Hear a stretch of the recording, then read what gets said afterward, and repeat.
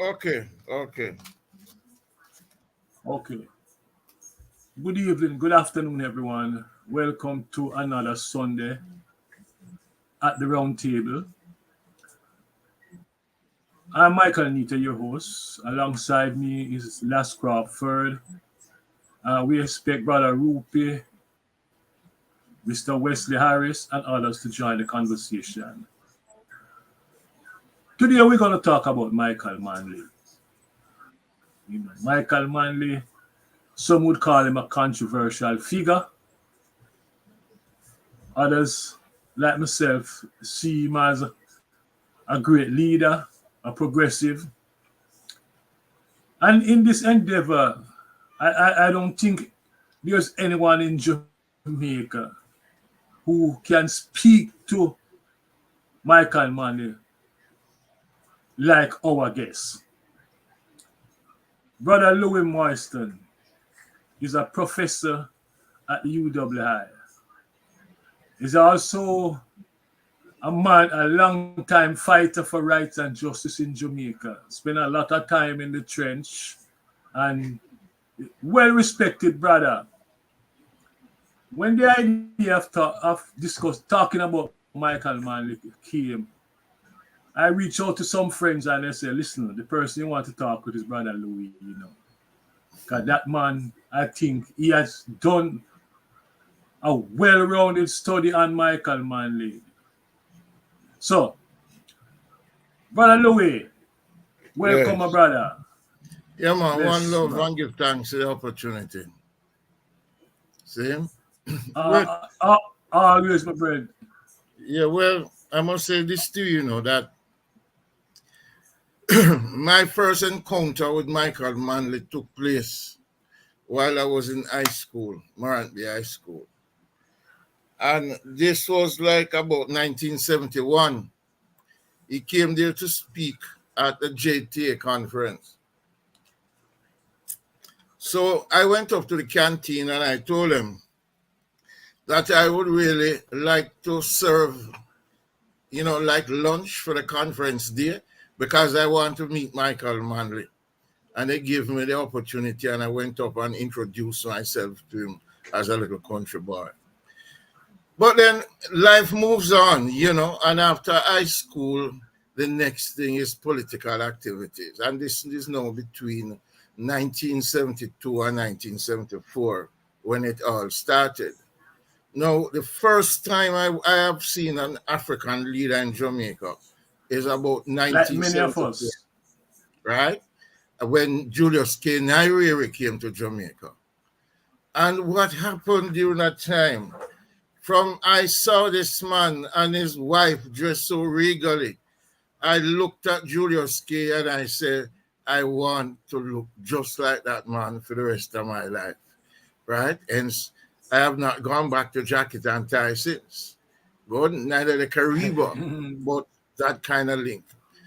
The point I want to make here is in addition to political ideology, Michael Manley is the first politician that make black people feel like they're a centerpiece in the politics.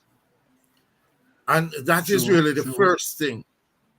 Good. There was a kind of cultural reawakening that took place during the 1970s.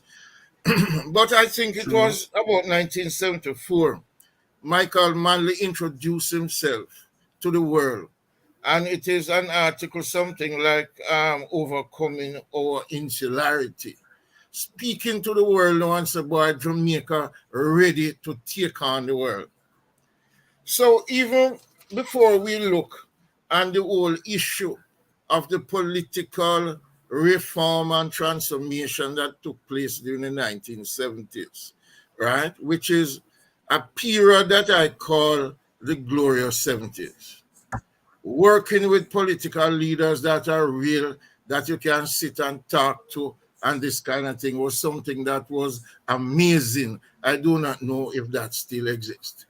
Having political leader that can inspire you into study was something amazing because remember, most of us spent our time as activists and not as thinkers. Very few people in the PNPYO had any kind of university degree, 2 or 3 of them. And yet it was a formidable organization. And fast forward to date, a lot of youth know a university degree, and youth politics is nowhere near that kind of organization that we had. So when Michael Manley spoke about getting out of insularity now, it is about taking on issues in the world. And one of the first major global issues he took on was in 1973 when he went on that plane to Algiers with Fidel Castro to give support to the liberation movement. Yes, in Southern Africa. When he came back to Jamaica, Douglas Vaz, who was the president of the JMA, and this is a newspaper article. Good. It is also in a book, Land of My Birth by Leroy Cook. Good. That him of time ago, Africa go look after black people and business, and better look after film business at Jamaica before people start to export money illegally out of the country. Good. That was the first warning now in terms of destabilization in Jamaica. And it was not by the CIA. It was by a sector in the private sector in Jamaica. Good? And it has to do with this race issue, because this race issue is very, very important. Good? But nobody wants to talk about that. What they have been trying to do, that there was this kind of mixture of black unity and socialist solidarity in the 1970s. All of that kind of thing is destroyed. But the other thing that Michael Manley went in and gave some serious support was in the non-aligned movement. And these are, at that time, may have been over 77 nations, former colonized countries, that they are this powerful bloc. Good? And they would work on issues, especially matters concerning apartheid and other aspects of the liberation struggle. Good? So, I'm just looking at international, and if time permits, I look at the national situation, because why I'm looking at the world situation is that what Michael Manley was doing and saying in the 1970s is what we need now. We need to go back to one right now in the face of this thing that we call globalization. These ideas, when you look at the non-aligned movement, you look at the new international economic order, Michael Manley would go to the people and say, look here, you know how much tons of sugar cane we need to produce, how much tons of sugar to buy one tractor? And it was the first time both the unintelligent and intelligent, in Jamaica begin to understand the kind of disparity that exists in the international system. I'm sorry. Yeah, I'm sorry about that. Good. I think when we look at that, that was something important, because at the same time, Michael Manley was speaking about nationalization of the commanding heights in the society. If you have to build a society with aspects of social welfare, then you will have to find some ways to pay for it. And the nationalization programs were intended to pay for the free education, for the health, and all of that kind of development that was taking place. Now, the other aspect in terms of the global travel, during the 1990s, or in 1990, Margaret Thatcher met with George Bush Sr. in this place in Colorado, Aspen, Colorado. And it is supposed to be some historic place. And in her speech, consolidating the whole idea of globalization, she said that these third world countries must forget about their nationalization program, forget about the new international economic program, forget about non-alignment, privatize and open their economy for foreign direct investment. And that was clear. So when you look at the 80s you can see that the 80s, 90s was really the kind of reaction to the kind of victories that took place with third world country in terms of making an ascendancy. Now, the relationship with Cuba. Michael Manley had to be a bold leader in terms of establishing the relationship with Cuba. But you know, when you look at it, America and Canada, they were given the bauxite in Jamaica for payment for their participation in World War II. The history is there. Good. Neither America nor Canada has ever built anything like a school. Cubans have given us scholarships, micro dams. They have built several schools, including GC Foster Sport College. Good. And I put some emphasis on that kind of institution to see the relationship. So when the forces of reaction came on Jamaica wholeheartedly, that began in 1975 when strange things started to happen. By this time, South Africa, with the backing of Israel, invaded Angola. Several 100 miles out of the capital, the leader of Angola called Fidel Castro for assistance.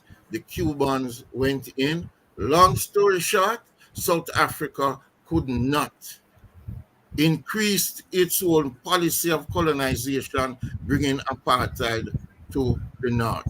And I deliberately mention the role of Israel in that war because it is a historical fact and given what is taking place today. So, Mr. Henry Kissinger came to Jamaica in 1975, and he came to Michael Manley and he said, we are asking you to stop support Fidel Castro in Cuba, and if you stop supporting him, you'll get this aid, and the implication if you did not stop. Manley's response to him is that if I had the army, the military, I would be in Angola. And after that, to defend Angola is on the record that he went to Israel to ask Israel to participate in that war. So, looking at Michael Manley, I would say this to you. The work that I've compiled on Michael Manley, I think is Michael Manley 1969 to 1979. That's the Manley I know, and it is the resistance against the West. No, I can go into national issues now. I can go into before you go into national issues with it.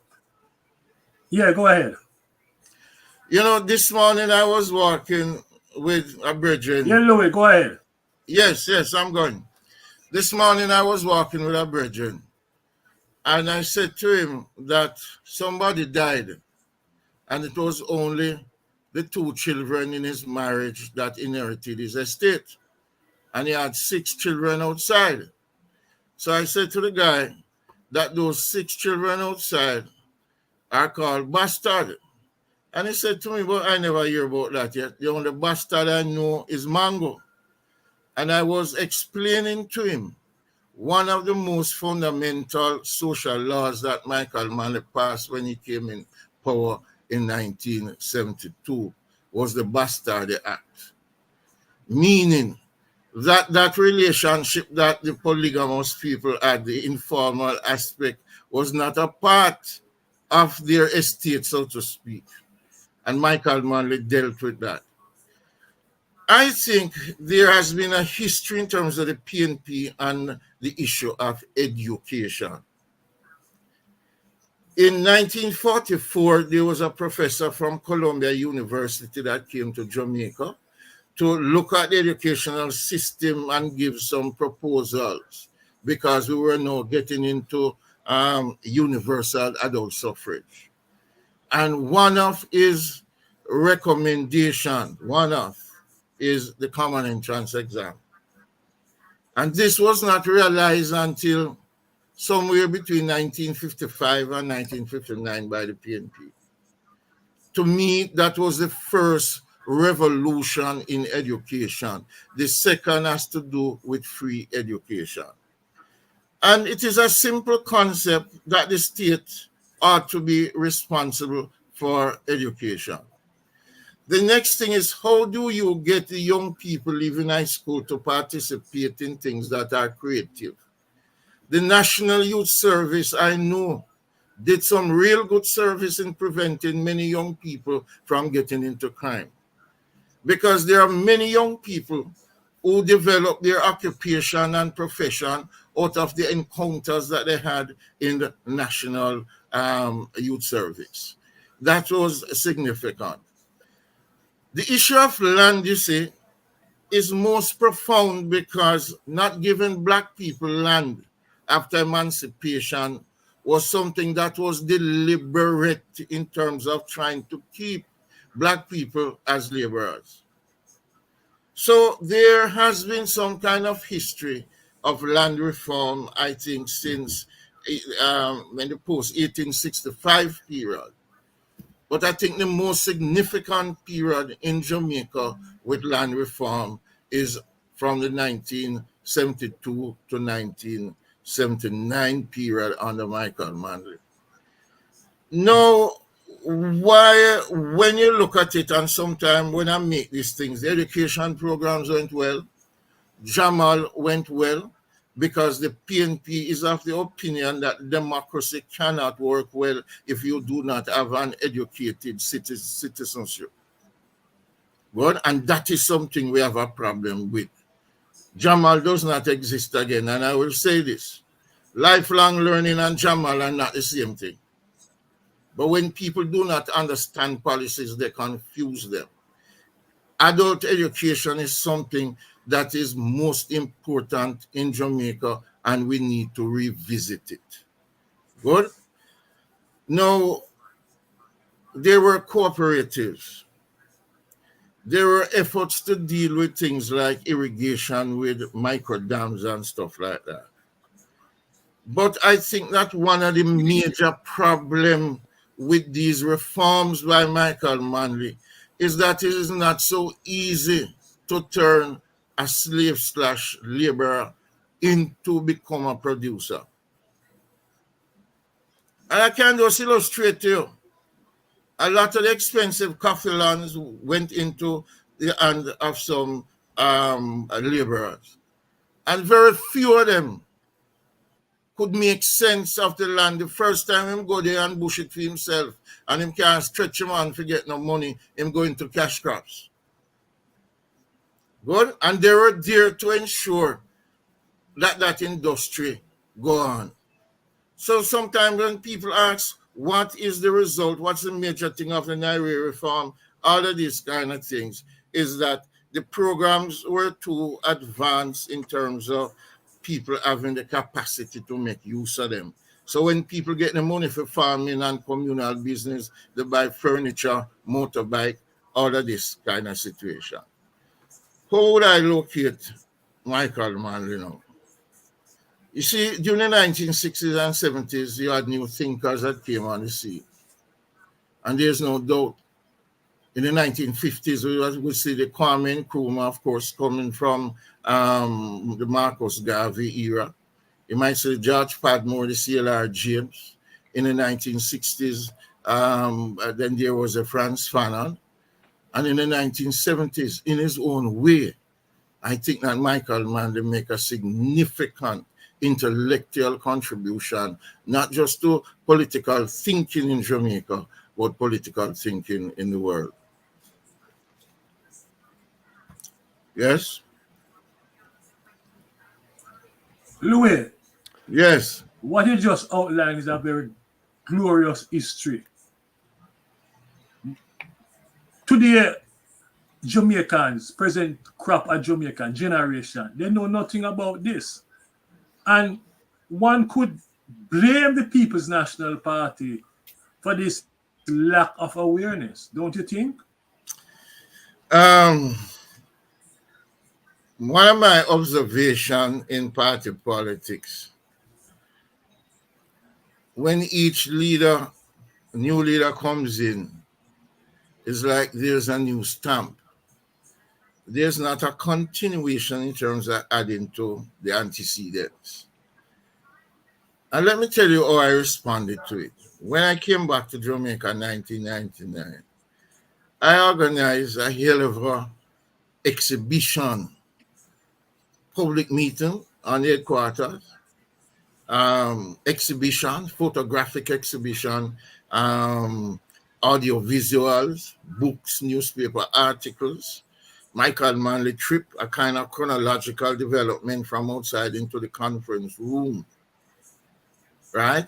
I went back. It didn't happen again because there are people in the leadership of the party who thought they don't know how I got permission to do all of this kind of thing. In other words, you find the new leaders that come, you see, they do not have the kind of ideas neither to displace Michael Manley or to create something new. But at the same time, there's not a system that is kind of set up for any kind of public education. It is for people like myself. I have done a grand study with lots of stuff, it's just to settle down one day to complete stuff on it, right? But the point I want to make to you is that even at the university, there used to be a chair to deal with Michael Manley, and there is nothing. There's a trade union place in Old Pastures that the family had to go there and take out all his archival material and to take it someplace in Washington Drive off Annette Crescent, where the family now has some kind of museum for both Michael and Norman Manley. But I agree with you that there is no kind of political education that takes place within the PNP. People are running in constituencies and they do not even know the history of the constituencies. People are big spokesperson of the party and they do not know the history of the party. They do not know also it is not just the public education and the party that is necessary, because there's a certain kind of void in this generation. They also need a certain kind of academy that will help them to understand the different ministries, governmental responsibilities, lawmaking process, and all of this kind of thing. Because I'm telling you that I'm teaching the next generation and I don't feel comfortable. So the political party itself, yes, it has to be blamed for the lack of political education generally and the lack of creating the awareness and capturing the victories made by Michael Manley during the 1970s.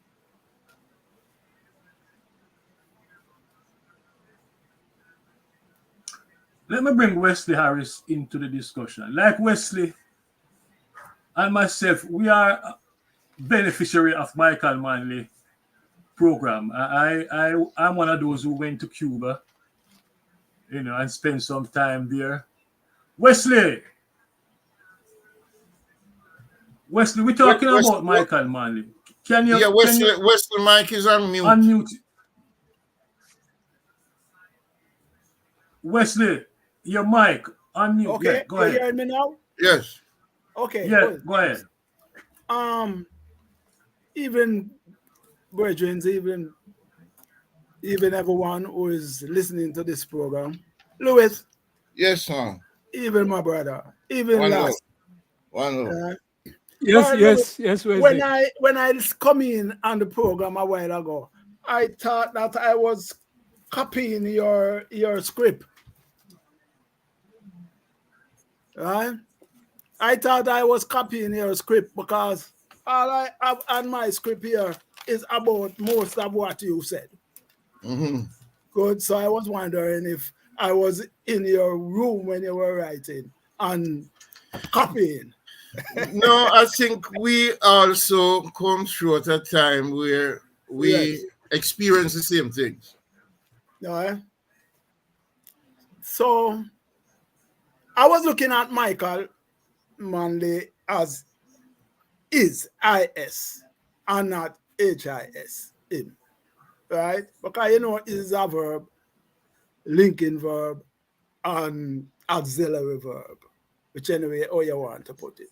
And all of that you spoke Where's the about something is in terms of my Yes, Mikey. Yeah, and all of that go you ahead, man. spoke Go ahead. We're about listening to you. Michael Manley in terms of its actions, its doing, its programs, right?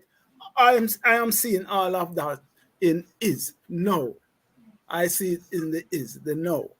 And it links in terms of all the things that he do. It is still relevant today.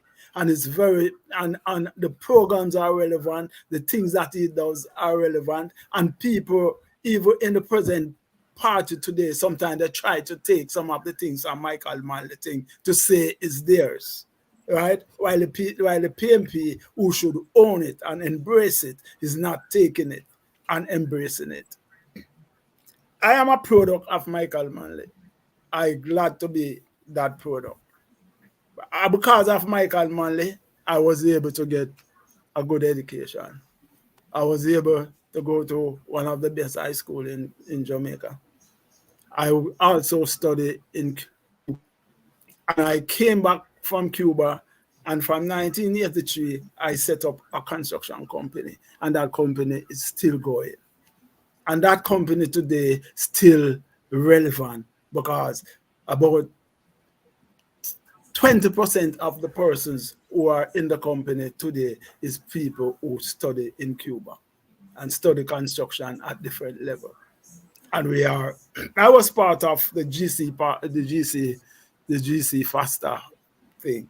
I give about maybe 3,000 hours in terms of voluntary hours, Saturdays and Sunday working to get that thing up and down.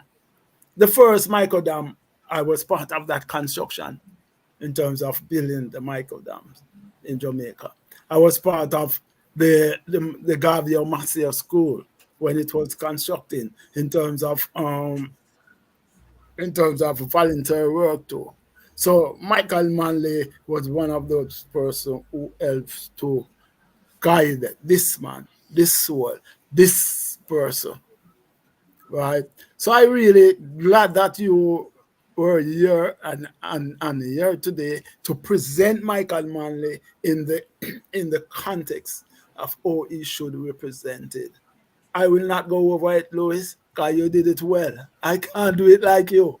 Right? But the things that I had to speak about Michael Manley was, yes, I would speak about today in terms of the National Housing Trust. That was part of what I want to speak about. I would speak about the rights of women, the rights of youth, the education that we got, the political movement, the movement that say that we must stand on our feet and be somebody and be man and be woman in this society. We must count, and you spoke of it, so I can't repeat all of those things because it would be like repetition in the program today. So I really glad to be a part of the whole Michael Manley program, and I still carry out the program of Michael Manley through my construction company, because without that program, studying Cuba, studying Havana, Cuba, I don't think I would be the person that I am today. So that is where I want to leave it for the time being. Yeah, man. Yeah, man. Well said, Wesley. And Louis, I really Last. appreciate Yep. the presentation you gave. Give us a good perspective of the Manley that we experienced, in our growing up and in our political struggles during those times. It's interesting. I started looking at Manley from a much earlier time. When I started looking at Manley from the era of the 50s. In 1952, when he entered the trade union struggles in Jamaica, it was interesting to me that he came in at a time when the PNP had just expelled the four H's from the party and from the trade union, the leadership in the trade union movement. Because as we know, the major trade union activity for the PNP was conducted through the Trade Union Congress. And these were the leaders who were prominent in the party and in the Trade Union Congress. And these were the leaders which the PNP had expelled, saying they were too far left and they were communists. So what I saw was a transformation of Manley, who came in at a time when the conservative PNP were on top inside the party.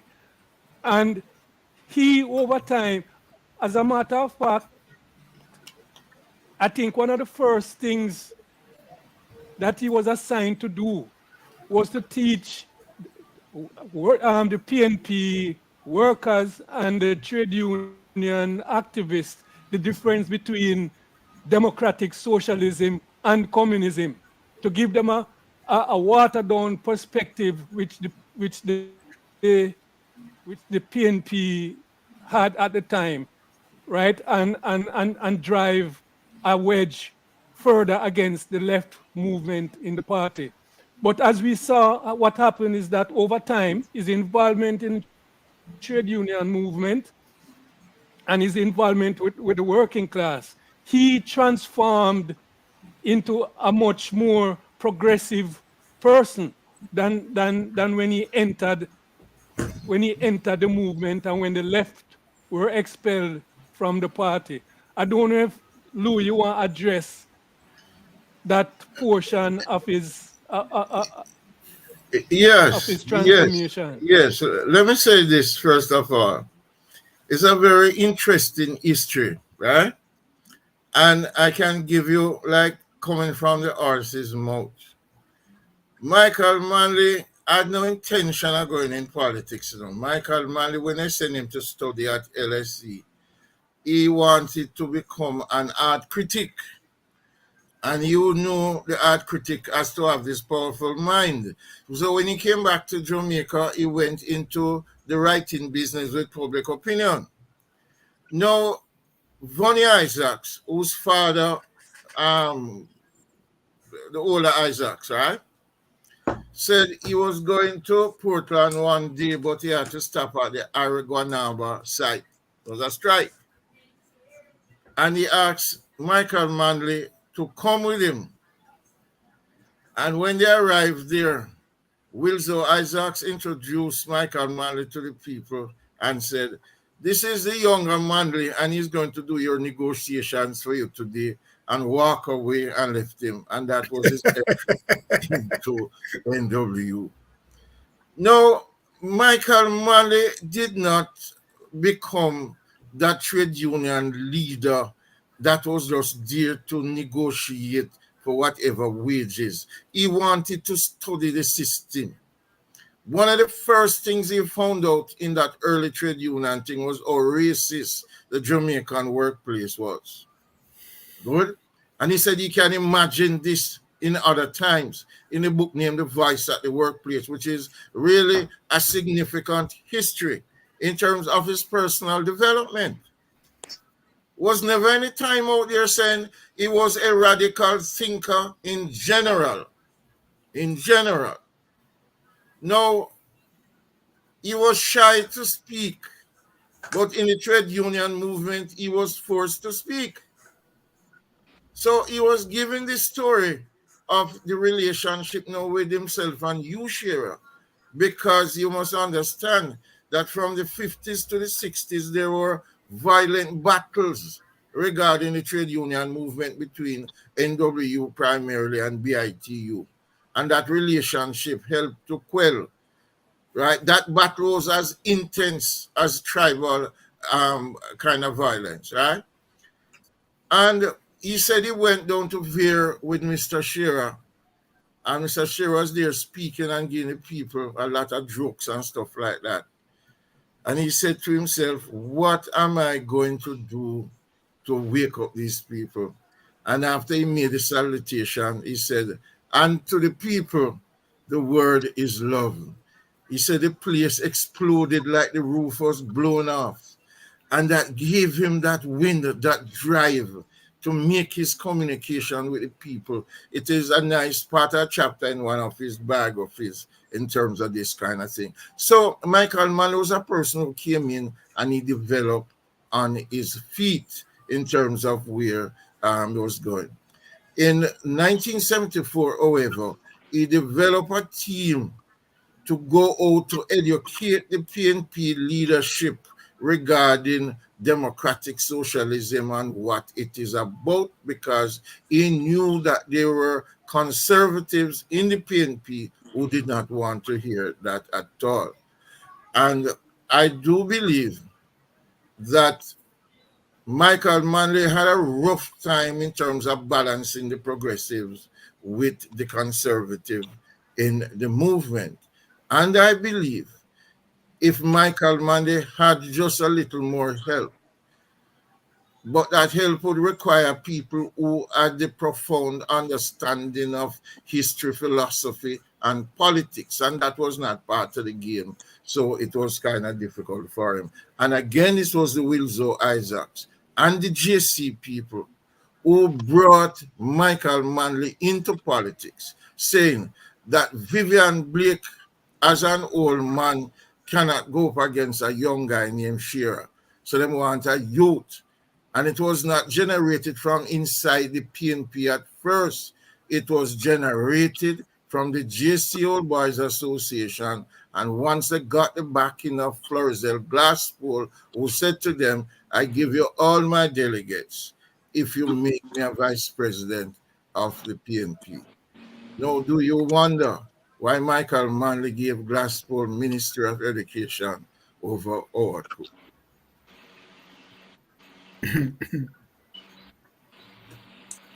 Let me bring Brother Rupi Walters into the conversation. Brother Rupi, welcome. Welcome, Michael. And Louis, the currently, yeah. Go ahead, Michael. Louis, You were saying something, Michael. The issue of corruption and governance is in the here. Situate Michael Manley in this current condition. How do you think he would react? How do you think he'll deal with the issue of governance and corruption? All right. Let Rupert introduce himself since he just came on, and then I'll tackle that issue. Rupi. Yeah, man. I'm Rupert Walters, a justice of the peace, a social worker.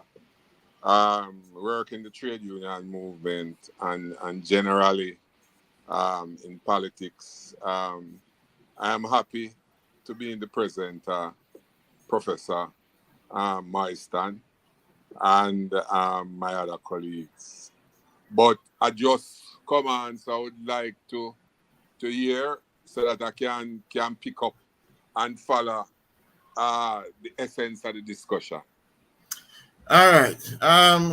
To answer the issue regarding good governance and corruption, I will have to begin with Norman Manley, who was that leader of the PNP that did never put up with any form of corruption. A lot of people must understand that is much of his finance he had to use to support the PNP will help from the Jamaica Progressive League in New York, because the business people, the multinational corporations and so forth would never support the PNP. But the cases might be narrow, but you must know the history of the trade union leader. The first man that found the trade union, Father Coombs. No. It's Father Coombs. Yeah, man. Father Coombs Yeah, from Montego Bay, yes. Yeah, man. He was the pioneer in the trade union movement and was overthrown, or the union was stolen from him by Buster. But he was an MP in Western St. James. And apparently he gave contracts to his family. And Mr. Manley called him in and said, we're going to have a new representative to run in your era. His name is Howard. And we do not want you to run for us any longer. Thank you. Good. Now fast forward to Michael. But Louis, a clarity Yes. on that. Was that Father Manley or Michael Manley? No, man, Father Manley, man. This was all right. Yeah, man. This was long before 1972. Yeah. Now, how Michael Manley would respond to that? Firstly, Michael, in terms of governance, Michael Manley will put a system together.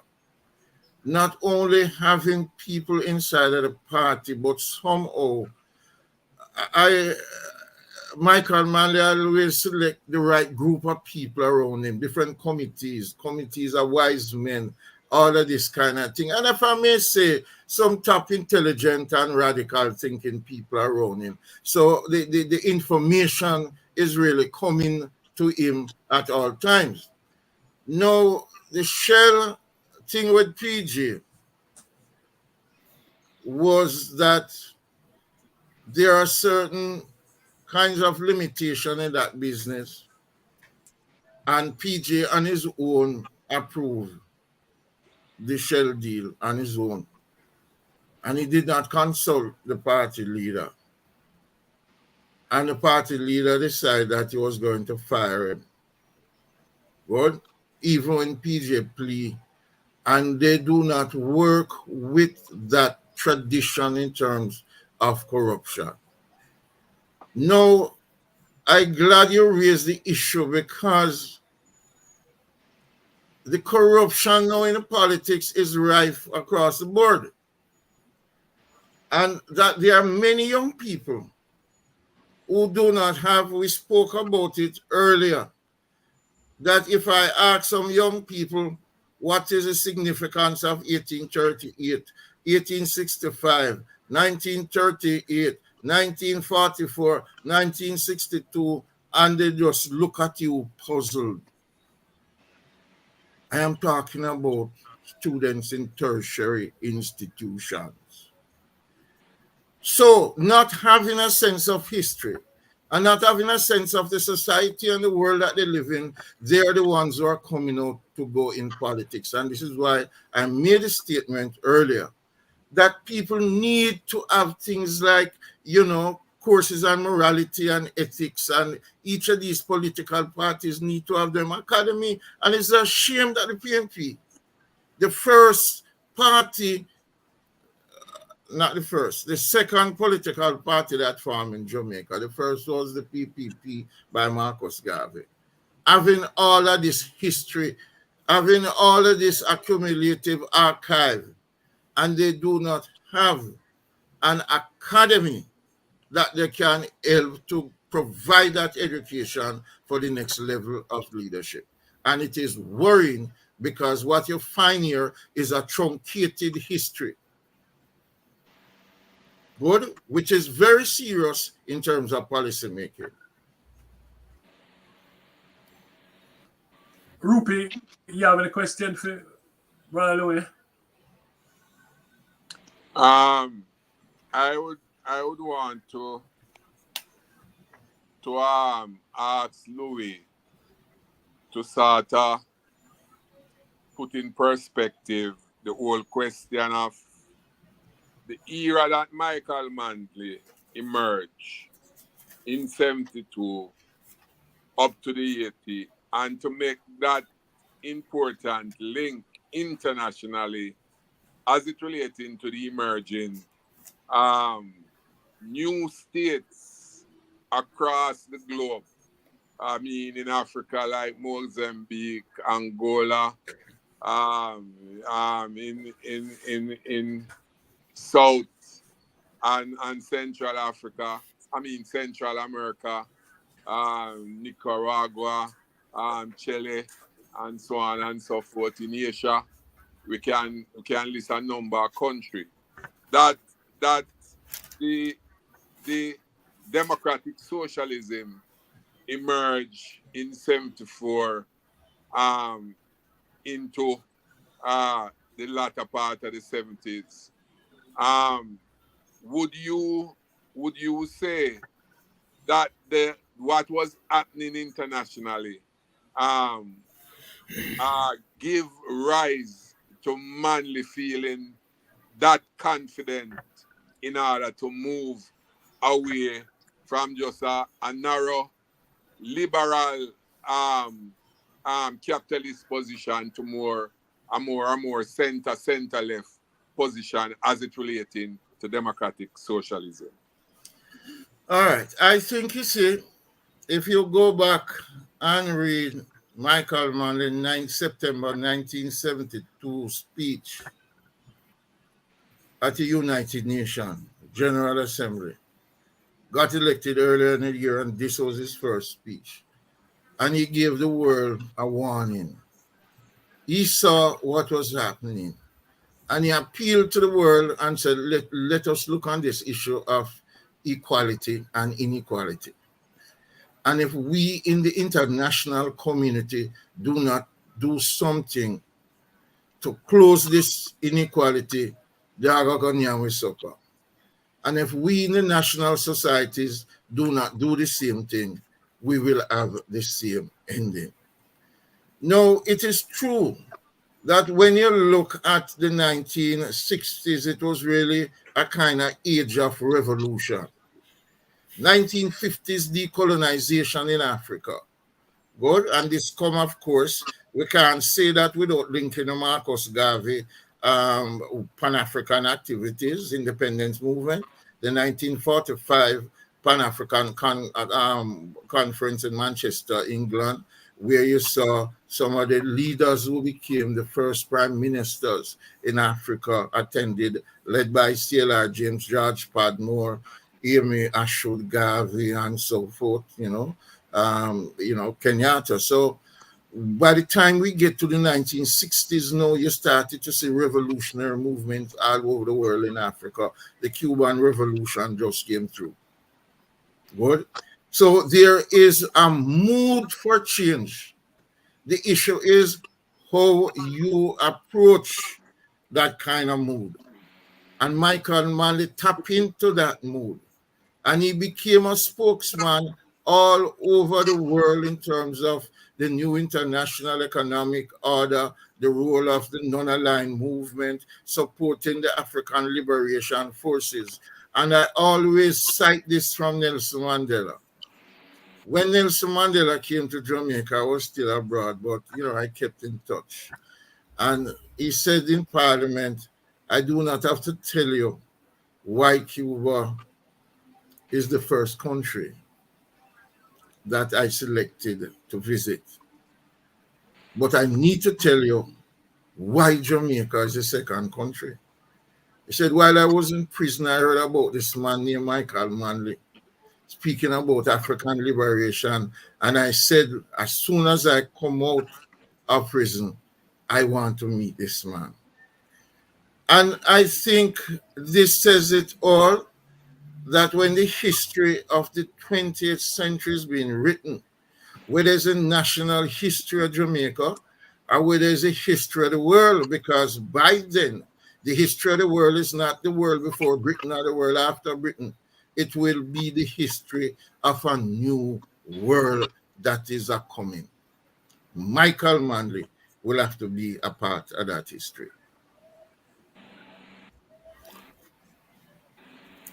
Yeah, Louis. Louis, Yes. let me follow up and ask you this. Hold on. Let me ask you this, Louis. Some say that Michael Manley's speech about 5 flights to Miami was a mistake. That was a mistake. What other mistake can you identify? I'm assuming you agree that what I'm saying, you agree with that speech about the 5 flights to Miami. I cannot agree. Was that a mistake? And Even what if other Michael mistake Manley says a because mistake, you studied Michael Manley. these are the kind of things that take place in politics, and I do not see this thing as kind of mistake. Because if you want to look at politics or the policy making from mistake level, it is something that just can't work. Good? Because the thing about this stuff, is who really do the definition. Who define what is really a mistake.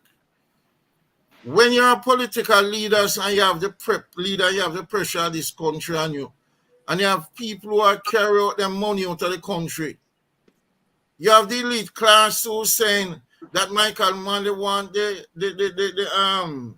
yard man to come on the dining table and eat with them too. There was a sinister force in Jamaica at the same time. It wasn't just anti-socialism. It was deeply, deeply a racial situation that takes place in Jamaica that you call name white fear.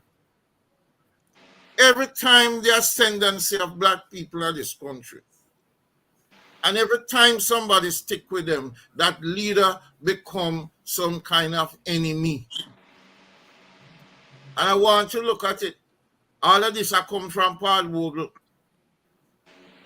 Good? If you ask yourself the question, this is a country of Garvey and this is a country of Rastafarian, and yet you have 3 million Rastas in South Africa. You have in the Eastern Caribbean. You have people who institutionalized Garvey in their history. In the 1930s, Garvey had more branches in Cuba and Trinidad than in Jamaica. And there's always a move to tarnish. No, I am not going to look at mistakes, and I'm going to be frank with you. I'm looking at contribution because there are those who only focus on the mistake. I don't know what balance is, because this whole thing with justice is a woman with her eye tie and it blind. And justice to me not blind. So me now have to be in a position that when we look on it and see how leaders get tarnished and how leaders get praised when they don't do anything. I want you to understand the pressure, I want you to understand that when the private sector organization did our farm them group, for the first 2 years, the PNP, including myself, we go down, we mash up the meeting because we knew where it was going. We just saw Chile and Allende. And we probably, people say it's a mistake for the party to have had us as part of them. Many will say that. Because in the mid-1970s, we led one of the largest demonstrations against the PNP before Pegasus Hotel, because there was a citizen of South Africa working for IMF that was in that hotel, going against the rule from 1959. And by the end of the day, that person was ejected from Jamaica. So we were there also to keep the party on a path, but to support the progressive leader of Michael Manley, who came under pressure, not just from outside of the PNP, from inside of the PNP. Good? I remember the speech well. I don't have any regrets. If you want 5 flights, if you want to leave, you leave. Good, you might say it is flippant and all of this kind of thing. It happened already, but the truth about it, the majority of the people in Jamaica for the first time had a sense of purpose that they belong to a country and they are citizens. For the first time, good, anytime black people become prominent in this country, there is this white fear with this white minority community that is still running the damn country, man. Louis is not just white, but he's white and brown. Yes, white, brown, and also black elites. Definitely, brother. Very important, right? And it is true to say, my brother, that in looking at some of those criticism, and to a great extent, we can just shift a little bit. That to some extent, particularly middle section, yes, the white fear also, but I just want quickly just touch a little bit in terms of how them treat Sister P, because it's part of the same mindset and part of the thinking. In terms of, well, them couldn't say that Michael Manley wasn't qualified enough, but them try that with Portia. Um, amongst that class, basically that Portia was an helper. That should have been her position. How come she come fleet government? So we can go on and on as it relating to how this white fear and brown, because I don't want to leave, the brown is so important, because sometimes the brown is far more in terms of their attack against the movement. That is the middle section. Sometimes it is worse than even the minority, as you put it, white fear. So I think that is very significant. Yeah, as you're talking and we're dealing with the black issue, I remember reading this API stuff. And Michael went up at the launch in a Mystic Revelation Center in East Kingston. And Michael said, made a surprising thing, because it's the first time a political leader going to regard the Rastafari as a religious movement. And he said, Christians have them Christianity, Europeans. The Chinese have them this, the Indians have them that, and we in Jamaica have our Rastafari. And he made the statement that it was you, Rastafari, who began the struggle against cultural imperialism in Jamaica. But since I'm on the race issue, there is a young girl from Jamaica, her name is Peter Ann Long.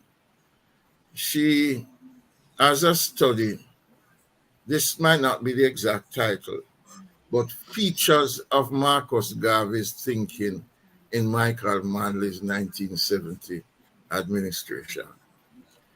When I saw it and I read the abstract, it was beautiful in the sense that I really understand the point she's making about Garvey, and also how Michael Manley executed these things. The issue of education and training, the matter of African liberation, the issue of minimum wage, land reform, and she went on. And I thought it was this useful exercise. We are not saying that Michael Manley took Marcus Garvey's policies, What we're saying is that there's a history in Jamaica that when Michael Manley came, it could have been accepted, because it is not anything that is new. It is really a Jamaican journey that he embarked on. As youth, when we travel, and we used to travel a lot, they used to call me the diplomat. I was what you call foreign secretary for the PNP and deputy foreign secretary for the party. So whenever you travel, people ask you about your leader, Michael Manley. You understand me? When I went down to Zimbabwe, 1980, when they had the election down there, they ask you for these people in order. 1, Michael Manley; 2, Peter Tosh; 3, Bob Marley; and 4, Jimmy Cliff. And then later, Arabella Fonte and stuff like that will come in. But that was a sequence. He was somebody that was identifiable. And I will go against what the artists are saying. It is Michael Manley, in my mind, that put Jamaica on the map in the 1970s.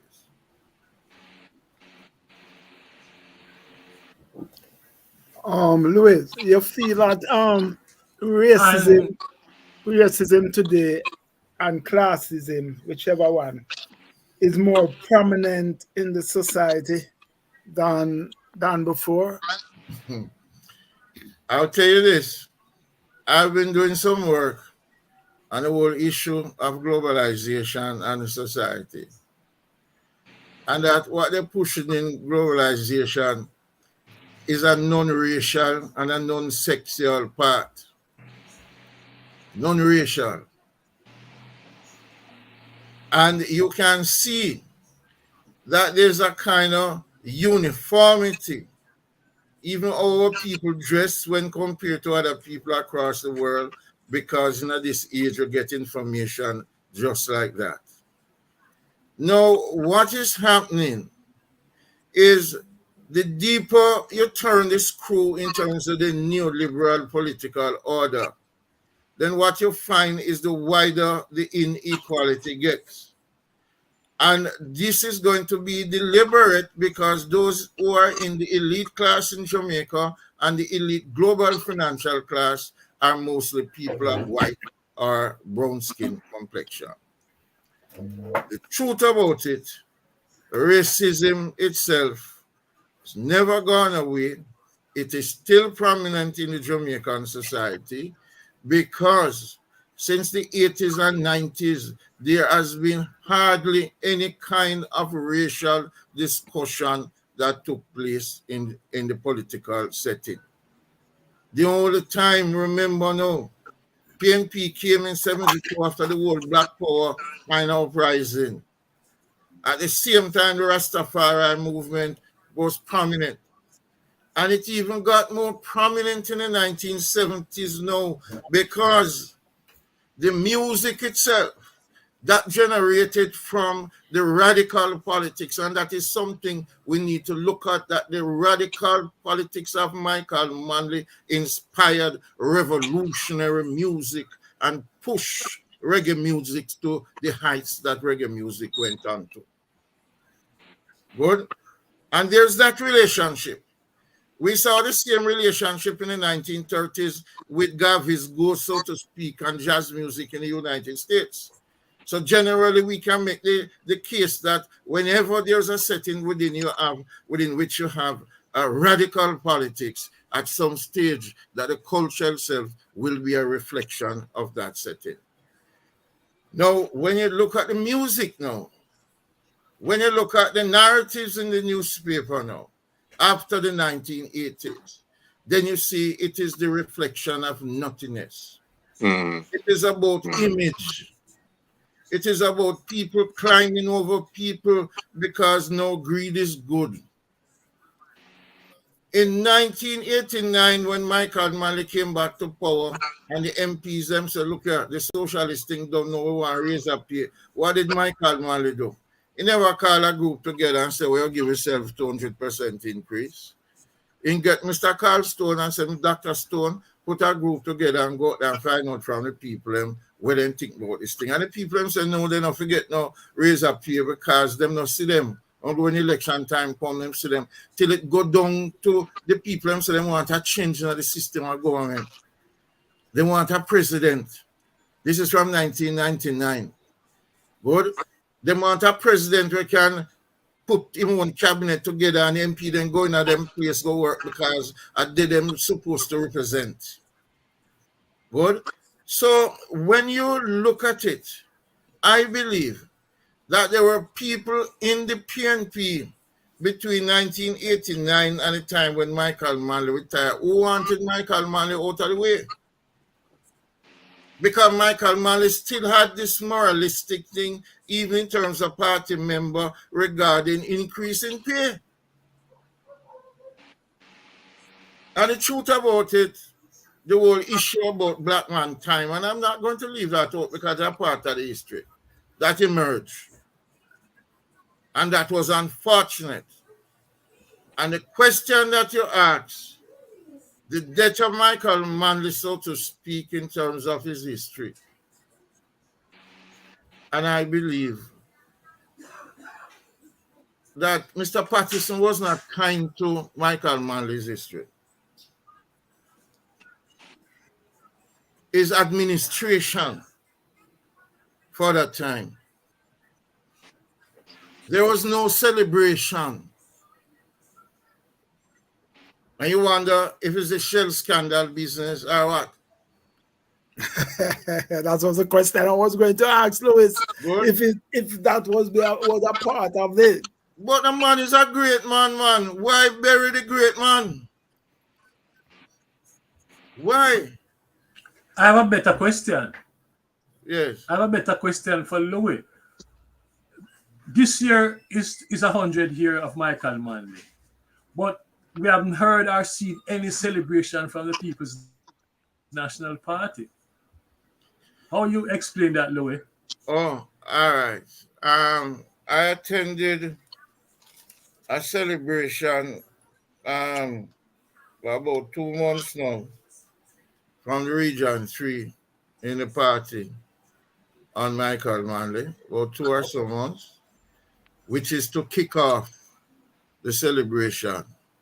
Oh, okay. And my question to them is, what are some of the things? Who will be some of the people that will be involved in the planning of these things? There are very few people that came under the Michael Manley leadership that is still alive today. Not just people in top leadership of the party we used to sabotage, but people who are PNP operatives who know about him and can also help to do this kind of thing. I cannot answer you in terms of what the party has, because when we left that meeting, the plan was for a general strategy to be developed that would, I give in a little suggestion, that it must not just be in Kingston alone, that it must be something, first of all, in every region, the 6th region, and if possible, in every parish. Good? The thing has to look good. Let me say this to you. People get so accustomed to living on them social media that they hardly want to come to meeting. And if you put it on Zoom, it's not going to be there. But the sad thing is that the people who are organizing these political meetings are relying on the social media, which is not good. You need to go there face-to-face. Politics is a social construct. Good? Anything will come between you and politics going to be a barrier. You have to go there and meet the people and deal with the people. Look, the whole issue of party organization got broke down after Mandela leave office. And you would have believed that it would be stronger on a PJ who has been national organizer for the PNP for a very long time. But in my experience, and I don't fear to talk, PJ was a most undemocratic leader, and I think that had significant impact on the organization of the PNP.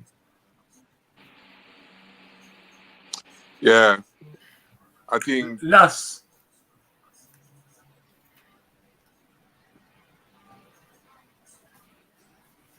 Go ahead, Rupi. That's true. I think the Last. point Louis Go make ahead, Last. just You have any now. question? Well, make Rupi finish. Right. I think the point Yeah, go ahead, Rupi. Louis make Yeah, go ahead. in terms Go ahead, Rupi. of basically the question you raised, Michael, why we are now in the month of April and there is no visible you know, I don't know if the word is celebration, but certainly recognition in terms of Michael Manley contribution to the Jamaica national movement and its development and his international contribution. I always want to make mention of the international contribution because it was tremendous. I think to a great extent, have to deal with the state of the People's National Party in the year 2024.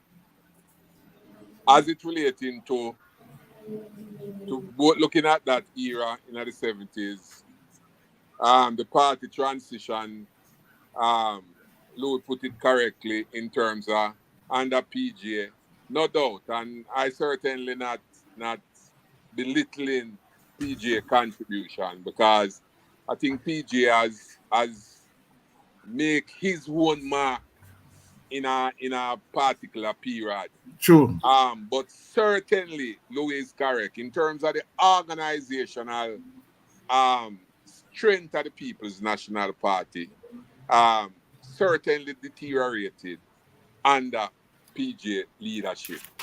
And one of the things that emerged in the People's National Party, and I think Paul Burke himself passed some resolution which tried to break this, is the situation where the party all over the country was actually putting and making up a lot of phantom groups. So what happened is that the member of parliament or whoever is the chairman just basically put up some phantom group in various communities and districts and so on and so forth and pay for the group. So they pay for the group out of them pocket and then the group become their groups. And these groups over time use as a weapon, right? A political weapon against the party in terms of voting and in terms of putting up vice president and other leaders and so on and so forth. I think that period really affect the PNP badly because we're coming from a stage where ordinary Jamaican understand the significance of paying for them little small Jews and the significance of being an integral part of the party in terms of education, the party groups being used to educate ordinary Jamaican and so on and so forth. So I agree with Louis in terms of the fact that that era see a decline in terms of the party organization and it carry up to today, right? So not only in terms of the organization, but also what some authors refer to as the level of consciousness in terms of just basically people ambition then and people ambition now. In a Louis days, all us, the most significant thing was what we could do for the party in order to help to develop the party, growth amongst ordinary Jamaican, and to see the plan of the party in terms of basic contribution to people development take place. Today is a total different things. Is the fact that most of the leaders of the party today, in the main, is more on a career path. Ambition is the big house and the Prado and the this and the that and so on and so forth. And I think to a great extent, this to some extent really minimize the type of drive, both organizationally, the type of impact that this set of leaders have as it relating to the working class and the people in general.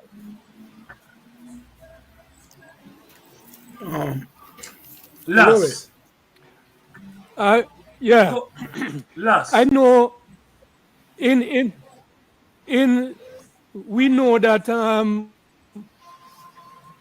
some of the programs, most of the programs that Manley tried to implement was going against the grain of the world capitalist system and how it's organized.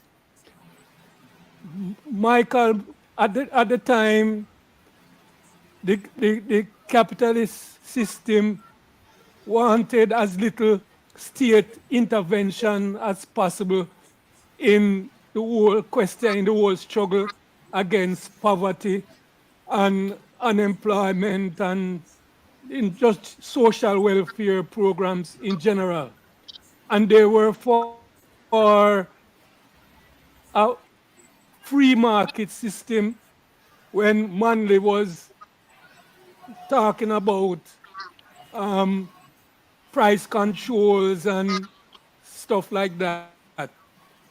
But and we know a lot of the programs failed because there was resistance from the system. But what was it? What were the shortcomings of Manley or the PNP at the time that also contributed to some of the failures of some of his signature programs? I'm thinking about land lease and programs like those. I don't know that land lease is a failure.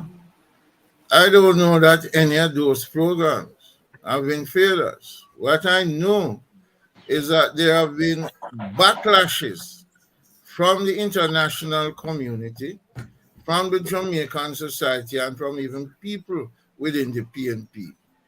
By the time we get to the 19, we have to go to the IMF. Then the IMF is going to tell you now, say all of those programs they're bringing, you have to cut them out right now. The budget can't tolerate those programs. Because remember, when you talk about things like land lease, there is no way. What it was shown is that the domestic production of food during that period increased. Good. What we see is the kind of sabotage that they would not allow Jamaica to become an example of the state playing a leading role in the economy because they're supposed to be adhering to this liberal, democratic, and economic model. And if you notice, there were some state agencies like the one that used to import medicine to cut the cost of medicine in this country. The state assisted people in industrial development, probably not to the level that Mr. Lightburn in the 1960s did, but there was some amount of state intervention. The effort was to get the PNP out of state intervention. This is how I would like to see the history of those projects, not just in terms of failure and in terms of success, but that these were challenges. Challenges. You imagine the things you wanted to do in the educational system, and the World Bank is telling you, no, you cannot do these things. We are not going to give you the money to run this kind of educational system. I'm not saying that we are a perfect system, but I don't think that the free education was a failure. I do not think that National Housing Trust was a failure. In fact, National Housing Trust was, in my mind, the most transformative modern public institution in Jamaica. Mm-hmm. That is true. And when you look at the communities, the new communities that have been created, not just neighborhoods, I work in National Housing Trust before it started to give benefit. Probably I was the 7th person that worked there. And at that time, you had people from the United States who were coming home to contribute. They were in all of this computer technology thing. We decided on new collection of money. We decided on having things like regional offices. And these are things that come from inside of Housing Trust because the workers recognize the dynamism. And Michael Manley encouraged you because there was worker participation. And even there was an organization known as the National Housing Trust Staff Workers Association that was formed by me and registered as a trade union and still exists to this day. One of the things that we look on and hear what you're saying, But I do not think that I am a failure. I go through a lot of struggles and a lot of sabotages too. But in the end, I managed to be swimming upstream. Michael Manley inspired me from nowhere to get education. When I read about men like Nyerere, after Nyerere came here, I went to buy Nyerere book and I realized that he had a PhD mostly in politics and then he was also a teacher and study education. So I said, well, I look like this is a nice thing, the teaching thing and the politics thing can go together. If one work, the next one must work. You know what I mean? Bird can't fly upon one wing. And exactly the thing set out because of that kind of inspiration. Not only Michael Manley alone, but I would be a liar to say to you, what? That him never did have this big impact. We like to see things from point of view of failures and success. And for us to be able to define those outcomes, we need to have information what it is we consider a failure and what we consider success. If something is sabotaged and railroaded, do you consider that a failure? And that's my response. But Louis, Mike, wouldn't you say though that there possibly some of the program that maybe we could have tweaked and maybe do it a different way? For example, I think a good example is the whole question, the Bauxite levy, in terms of how we actually use that money. That money was used primarily in terms of the crash program. And there's a thinking that basically say, yes, it provides jobs for literally hundreds, thousands of ordinary Jamaican right across the length and breadth of the country. But there's a feeling that say that outside a sweeping street and so on and so forth, maybe it could be a little bit more productive and in itself create more employment. So I think the point Mikey raised earlier on and last point now is not to say that Michael Manley make fundamental mistake, but I think in a way is a fraternal type of question which say that couldn't we do A, B, and C maybe a little bit different? I think that is in essence. No, but look here. It is not true to say the bulk of the money went to crash program. not true. The nationalization program went to education and health. Crash program was one of the welfare program that you have. And it was just an amelioration of the normal bulwark that exists in our politics that everybody deal with up to this day. But 2020 is always great, But when you're in the seat and when you do the thing because of the pressures that you really go through, the issue that I think that this question can say, what have we learned from that period? What are some of the strengths and what are some of the weaknesses that we can take from that period that future policy making can be strengthened? It would be that kind of situation. I'll see it as. Yes. Mm-hmm. All right, Mikey, I want to follow up in terms Louis.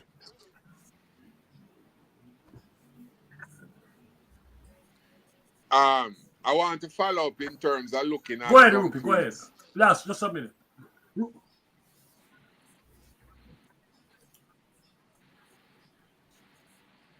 Go ahead, Rupi. Yeah, man. Rupi. I want to follow up, you see, Louis, in terms of looking at some things and for us to assess in terms, because I really just in terms of thinking about Michael Manley contribution between 72 and 1980. Really some profound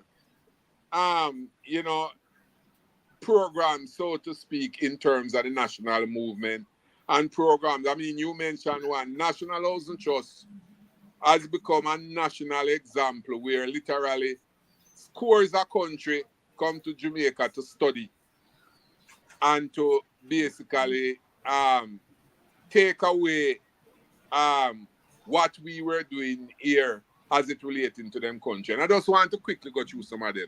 The Bauxite levy, National Housing Trust, the Labor Relation and Industrial Dispute Act, which introduced to some extent minimum wage, the free education in terms of student loan, the cultural training center and what it's offered to in terms of the Edna Manley College, the Jamaica School of Agriculture, the question of the building of 67 primary school, build 44 new secondary school in that period, the expansion of 129 secondary school, the building about 93 infant school, the National Youth Service, which exists up to today and contribute tremendously to young people. The Electoral Advisory Committee, the whole question of Jamal, the Jamaica Movement for the Advancement of Literacy, and the fact that it actually graduated about 250,000 Jamaicans within the ensuing period. The maternity leave with pay, the equal pay for women, the Status of Children Act, no bastard, no there. The Women's Bureau, the National Feeding Program, and basically the community health centers, the bill intensive care units. We are in KPH, Bustamante Children Hospital, the University Hospital, and the new Nurses Training Center, Cornwall Regional Hospital. And then the whole question of the water supplies and water tank program benefit over 300,000 Jamaican. The rural electrification program, which basically about 30 homes impacted about nearly 300,000 people also. The recognition of Nani and Sam Sharp as national hero. And we can go on and on. What I try to do is to just pick out some of the things them that I think were profound and with some of them have a lasting effect up to today as it relating to elements of some of the programs underneath the Michael Manley regime in a 7280. I would say to you, Louis, amongst these, and I mean I don't speak out some, right? What would you say in your own judgment are some of the most important programs which you think will, even after our time, will have a lasting effect?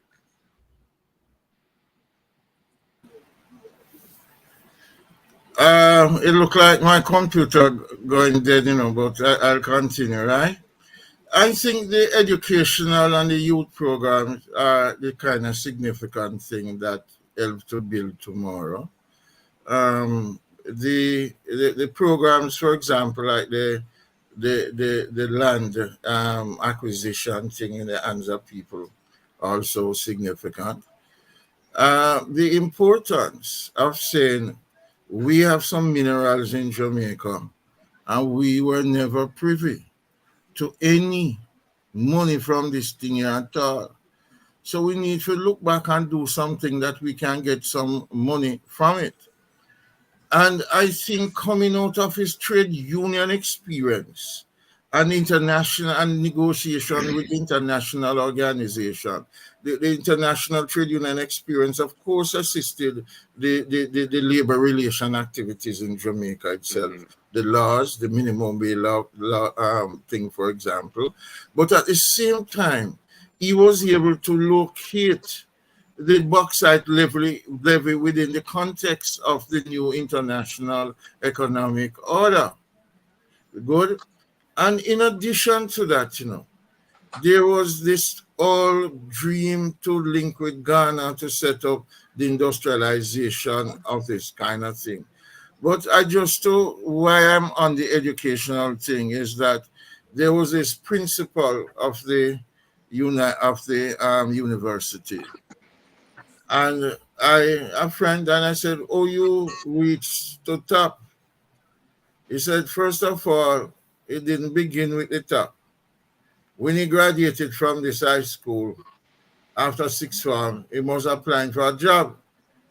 And the old student association came with application form for him to fill out to go to the University of the West Indies to study medicine. And he said, but my parents come from Whitehall Avenue, we don't have the money. And I said, no man, education free. He became a doctor, and then he studied his way up and then became principal of the University of the West Indies. And this is just one example in terms of the kind of resources and human resources that the Michael Manley, you can say, reforms have had lasting effect on the Jamaican society. I would want to also add that the labor laws as a trade unionist, the LRIDA was very, very significant in terms of protecting ordinary Jamaican in the factories, in the fields, and so on and so forth. The fact that these workers minimum wage actually get compensated for redundancy, I think that in itself was a deterrent for employers to just basically throw them out and without compensation. I think that was very significant. Another significant thing was the fact that the trade union movement could have fight and negotiate for workers. I think at one stage there was some workers within the factories and the industrial belt that were getting more money, earning more than a junior doctor, and that in itself was bring some concern from that professional section. So that I think both the LRIDA and the Housing Trust, and I agree with you with all the other programs, stand out in my mind as it relating to the extent to which it benefits ordinary Jamaican and the people across the country. Okay. Louis. Yeah. I am asking the question, you see. Louis, before you respond to what Rupi, Wesley is asking a question. go ahead. Thanks, Mike. All right, I'm asking the question. Yeah, Wesley, go ahead with the question. Yeah, I'm there, Mikey. I'm asking the question to look at when we look at all the programs that Michael Manley did, right? Put forward on his policies today. We have things that is outstanding and still going, which is the housing trust more than all to me, right? The housing trust. We can look at the housing trust. The land reform that last felt that it fell through. But today the present government is using the lands and giving it to the big merchants, and the big capitalist class is getting a lot of land, 300,000 acres, hectares of land across the country to do development. All right. The PNP, you said that PJ was undemocratic in terms of his approach and so forth, in terms of the policy. I never wasn't pushing the Michael Manley policy as such, right? Or dovetailing the Michael Manley policy into his policy. Because the policies today, that is, when you look at all the programs coming on, is Michael Manley policies are carrying across in different ways.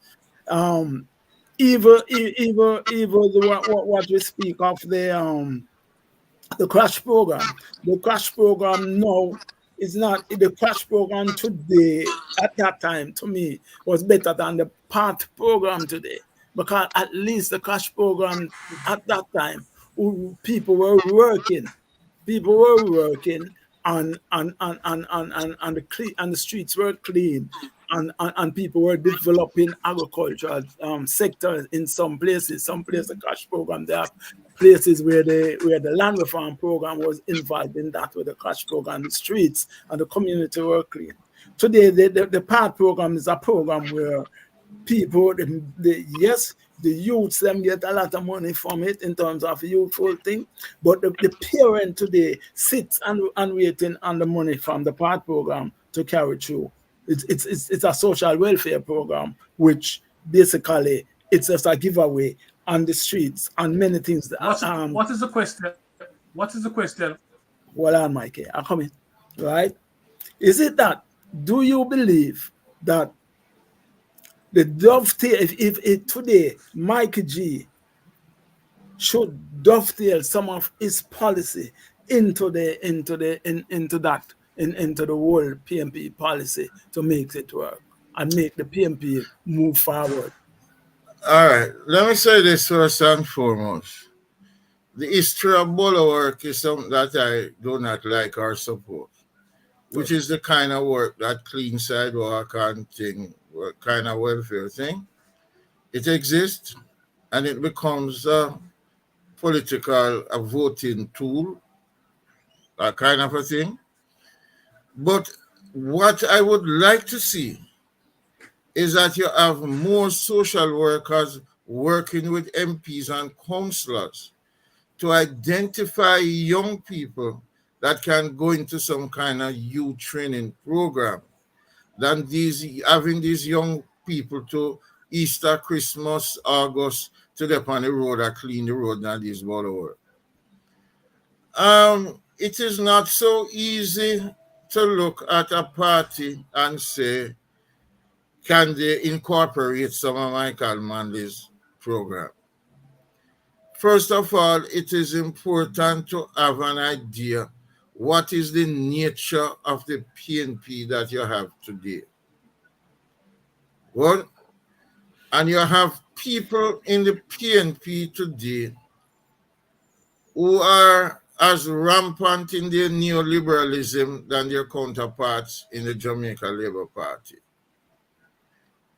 I would not be specific as you are in terms of the Manley program, but what I would do with your issue is to say that Mark Golding's leadership needs to redefine the PNP. And I'm going to tell you this. Michael Manley never used his own program in the 1980s and 1990s or whenever and come out. He abandoned his own program. It was Michael Manley who led the PNP into this neoliberal situation. And I just want us to be, this is why when you hear me talk about Michael Manley, we talk about the one from 1969 to 1979. So what Mark Golding and the leadership of the PNP need to do now is to redefine the PNP. That it cannot be the same represent political thinking as the Jamaica Labour Party. And by doing that, then the destination can be the, how can I include some of the past policies that are necessary? Eh? How can I, as a party today, have my spokesperson on foreign policy giving the support to the Palestinian as we did for so and things like that. So it is going to be a challenge for the PNP to redefine itself and take itself out of the orbit of the JLP. Michael Manley, with due respect to our great leader, decided that he would continue the political context of the JLP when he took over. Good? So, understanding? So yes, he was a leader and him determined that kind of situation. As one little old man from out of Rio Bueno wrote an article in the Jamaica Glean, a letter to the editor. And he said, Mr. Michael Manley, I want you to know that I'm not changing with you. I'm not going back to jacket and tie. But you have gone back to jacket and tie because you want to please your imperialist masters. And I'm very much disappointed in you. I can give you at some other date, some other date and the publication of this letter.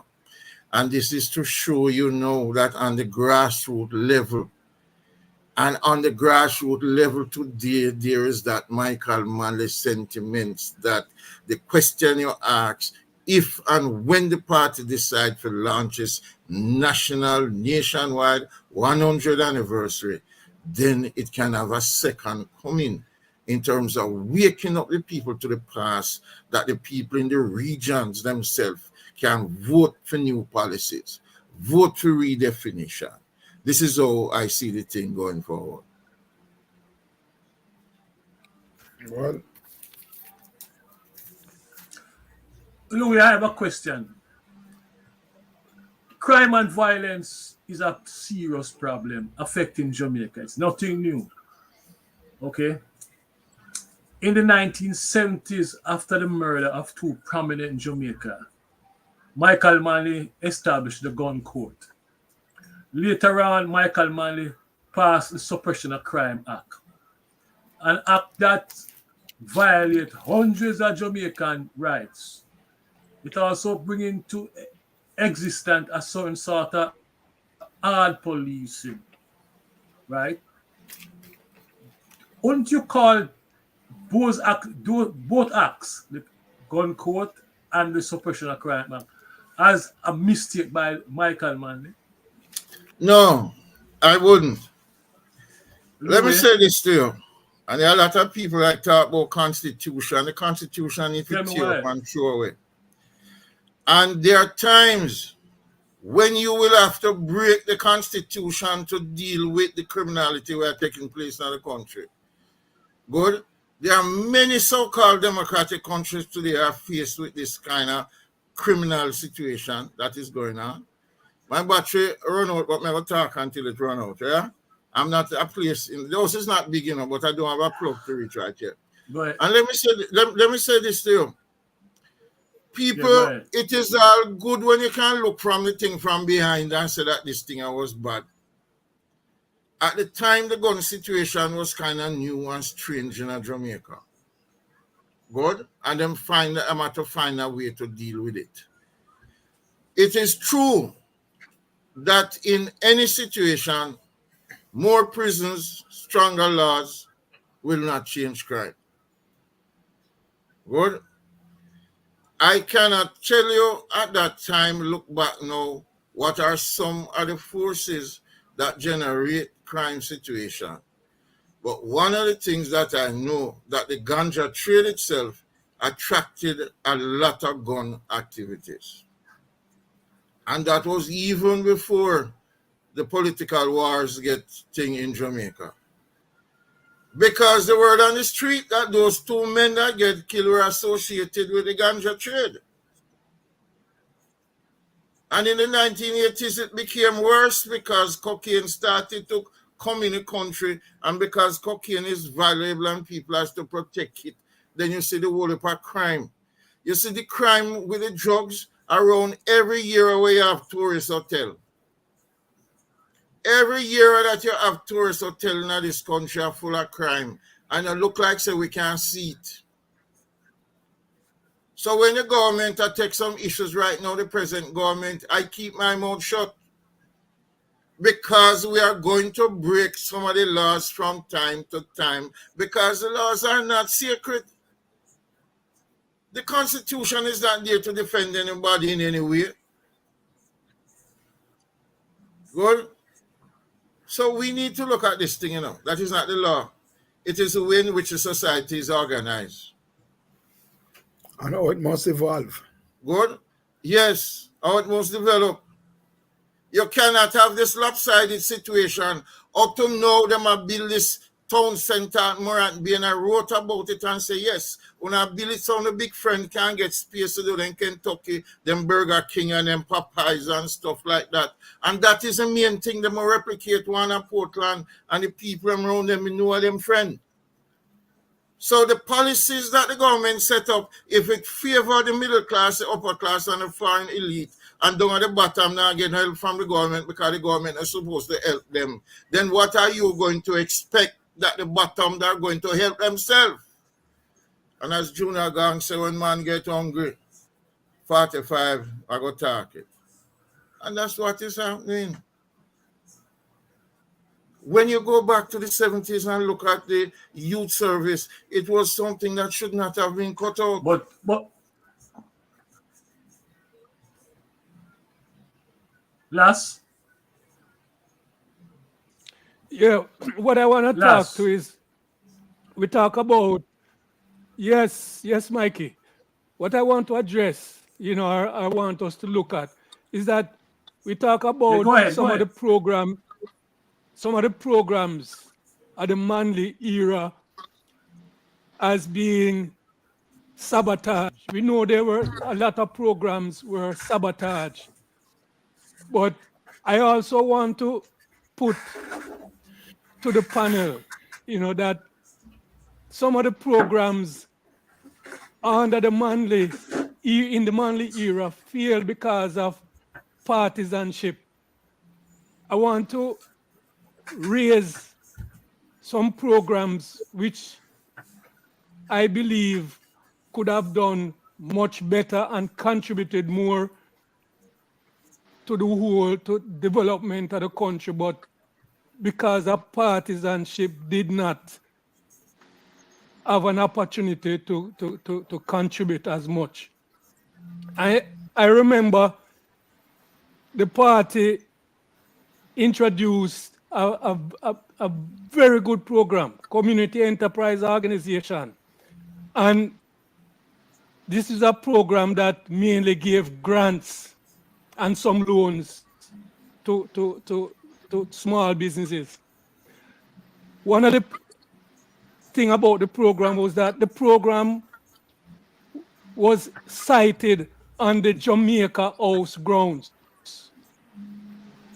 And it was staffed by PNP activists. I think that was a shortcoming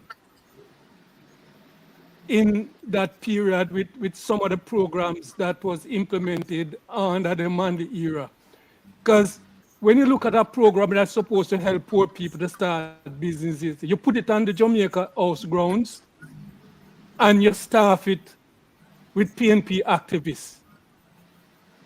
That is not giving full appreciation of the fact that you want to open programs like these to as wide a cross-section of the country as possible. I also look at the scholarship programs that the PNP implemented during that period. And the Brigadista program. The scholarship program and Brigadista program are not the same. I know. Brigadista program is a scholarship program. Two separate programs. The Brigadista program is a scholarship program. Yes, but they were a scholarship program. Yes, but there was no scholarship. There was a separate. What? There was a scholarship program that sent people to do medicine and other programs in Cuba. Mm-hmm. Right? So it's two separate programs. But I want to tell you. I refute that. Make an interject. It wasn't two different programs. No, it was one let program. Me finish. Hold on. No. I went to finish. It was one program. Because you have, at that time, it was not one program, sir. Let me dispute it. It was not one program. It was not one program. Just a minute. The Brigadista program was grounded in the Ministry of Housing. Ministry of Housing and the scholarship program through the Ministry of Education. Can So you what is guys the give me a scholarship chance to program? finish? Just a minute. What is the difference between the scholarship program and the Brigadista program? It was people who sent to We're study. not talking about the difference. We're not talking about the difference. I am not talking about the difference. I am talking What are about you the speaking of? partisanship that I am talking about the partisanship that was You know, part right, of was in these Cuba with programs. me on my program. Can I respond to you, A sir? few labor rights might have gone through, but I'm telling you that I know that the kind of grilling that people went through to weed out labor rights Can out of I those provide some programs. clarification You as a know? person who initiated the scholarship program to Cuba Yes. and the US and the USSR? Yeah. Firstly, I recruited people from my era through the Ministry of Housing for go up on the Brigadista, and I never asked them which party them belong to. Secondly, there are two parts to the scholarship program. Firstly, the scholarship program began as a party program, and then it was extended to the ministry of one of the ministries. I don't know if it's the Ministry of Health. Ministry of Health. No, not Ministry of Health, man. It's one of The those. medical It's program. one. No, it's not Ministry of Health.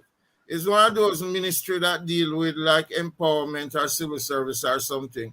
Currently on Tinder Boulevard. So you have people.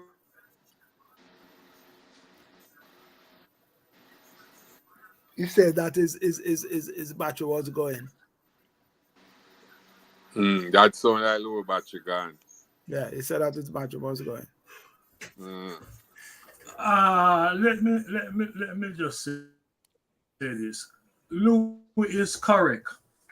The scholarship program is a separate program from the Brigadista program. Separate program. Of course it is. I know. Okay. The point I wonder. the point I am Seems like Lou the is point off. I am making. His battery The is point dead. I am making. The point I am making is that part of the failure of some of those programs was because of partisanship. I can give you an experience when it comes to the community enterprise organization. I was a person who used to contribute a lot to the PNP organization in that time, but I was not a member of the PNP or seen by them as a PNP activist. I used to work in a Michael Manley constituency, right, doing a whole lot of cultural work with groups in a Michael Manley constituency. And still, I had a group, and I could not get funding through the community enterprise organization because I was not seen, right, as a PNP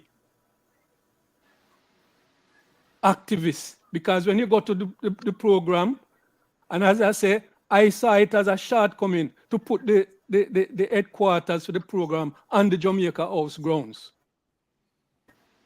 right? Because if this program is supposed to be for poor people, right, and involve as much people as possible, it should be sited somewhere where people don't have fear to access the program. Another aspect of partisanship that I saw that killer program was the Pioneer Farm program. The Pioneer Farm program, in my view, so many PNP activists who had no interest in farming were selected, right, for benefit under that program. And it was because of that, it was doomed to fail, and it did. Right? I'm saying this because I'm saying these are mistakes. We need to identify some of the mistakes. It's one thing to whitewash the Manley era, right? but we have to look at some of the mistakes that were made during that period so that the movement don't make some of the same mistakes again. Right? That is my position on that kind of thing. All right, last. Let me tell you what I would say. On that note, I think Let me hear you, to some extent there's obvious different ways in terms of how the regime could have deal with something. And you're correct in terms of the insane. For example, the Pioneer Corps, I think it take a lot of, it's not just PNP people, but the question of you moving a lot of persons from the urban center to carry them to rural, to country, from town to country.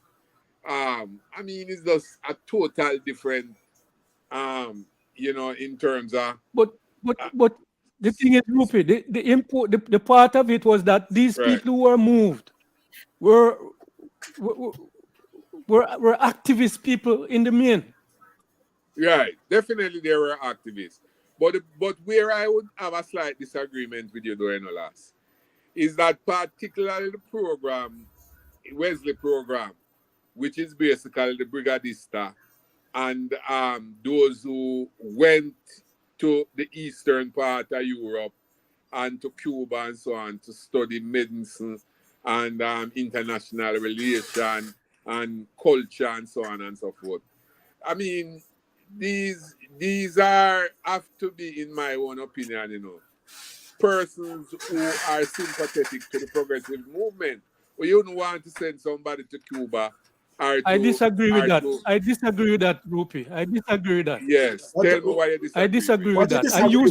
I used to have that view. No, that these people have to be sympathetic to the system in these countries in order for you to send them. The fact is, me believe say it would have broadened a lot more people's mind if they went. Of course, you have to have some weeding out, but me believe it would have broadened some of the people's mind if a broader section of people went and saw some of the things that happened and experienced the system, right? Instead of thinking that you have to weed out these people and this Rupi. Some of the people who we think as PNP are progressive, their consciousness are way below some of the people who we think them should be weeded out. And no doubt, right? So I disagree. What is the point you're making, Lass? I really don't get the point, Lass. I really don't get the point, because you're laboring on the programs in terms of it was strong partisan, right? Good. And I studied in Cuba with labor rights. Know that them are labor rights. Are GLP supporter. I studied in Cuba with PNP supporter. I studied in Cuba with Christians. Of course, some people get through the system. Of course, some people get through the system. I studied in Cuba with all of these people. So it's not just you say when you're speaking, you're lashing the programs that came across, because those programs came across to help. At that time, most of us in Jamaica couldn't get to those who went to Cuba and Soviet Union and Bulgaria and all of those things to study. Right, most of us to study in agronomic, to study in medicine, to study in architecture and engineering. Most of them, you're missing the point. Could not. Well, last man, you said the point. You're laboring the point, and you're laboring the point in a one-sided way. I need to come in, and I won't come in. Right. All of us, you have people from different walks of life. Yes, it was more maybe PNP are people who sympathetic to the movement, to the progressive movement that was there. Yes, same like any program that the GLP would develop now. right? It was not a program. I was part of the program, and there's never, when I go try that interview, anybody said to me that where you come from, what is your political white name there? Nobody said that to me. All people wanted to know was your educational background. And from Mikey, I don't know if from Mikey, because Mikey was part of the program too. We were there so we can speak, right? Nobody said. Mike was a brigadista. Allow me. Mikey was a brigadista. Allow me to say something. Not just yes, I am a brigadista. Study in Cuba. Not a was. I am not a just brigadista. Study in Cuba. I am a the brigadista. Cuban program were people who study in Cuba, different level in Cuba, project management, construction in general.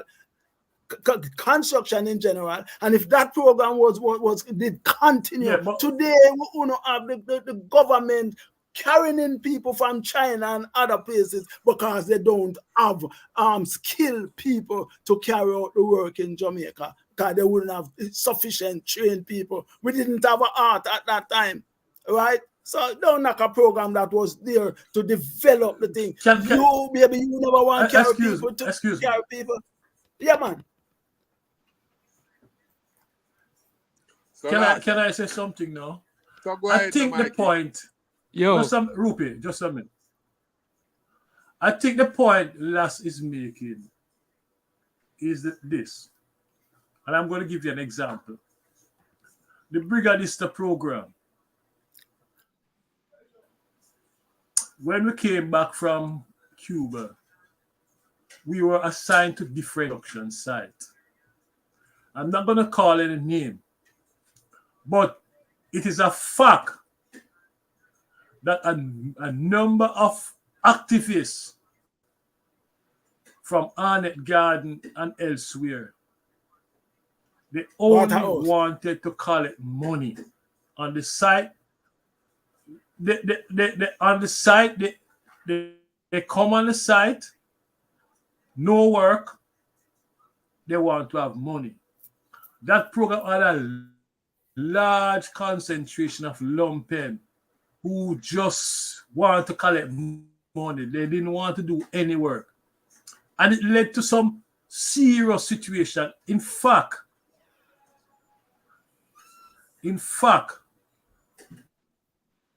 a group of them appear pertaining to a certain site.